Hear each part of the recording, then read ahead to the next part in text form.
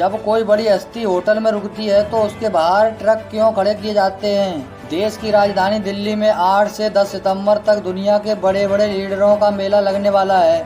दरअसल G20 summit के लिए अमेरिका, चीन समेत दुनिया के कई बड़े देशों के राष्ट्राध्यक्ष भारत आ रहे हैं। ऐसे में उनकी सुरक्षा के लिए भारत सरकार और इंटेलिजेंस एजेंसियां अपना पूरा जोर लगा रही हैं।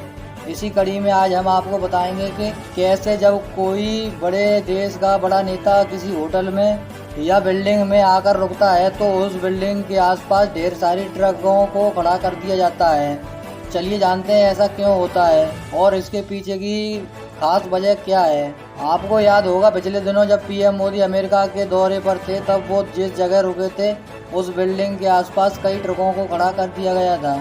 ये ट्रक पूरी बिल्डिंग को घेर कर खड़े थे, यानी बिल्डिंग की एक भी दीवार इस तरह से खाली नहीं थी जहां कोई व्यक्ति बिना ट्रकों को क्रॉस किए जा सके। अब आते हैं असली सवाल पर कि आखिर ऐसा होता क्यों है। दरअसल इसके पीछे की सबसे बड़ी वजह है सुरक्षा। किसी भी बिल्डिंग के किनारे ट्रकों को इसलिए खड़ा किया जाता है ताकि कोई भी अटैकर किसी गाड़ी में RTX या गोला बारूद भर के सीधे बिल्डिंग की दीवार से ना टकरा दे। अगर ऐसा हुआ तो उस बिल्डिंग में रुका मेहमान चोटिल हो सकता है या फिर उसकी जान भी जा सकती है। वहीं भारत में कई बार ऐसी जगहों पर सिर्फ एक आर्मी का ट्रक खड़ा होता है। दरअसल ये ट्रक तकनीकी सुरक्षा के लिए होता है।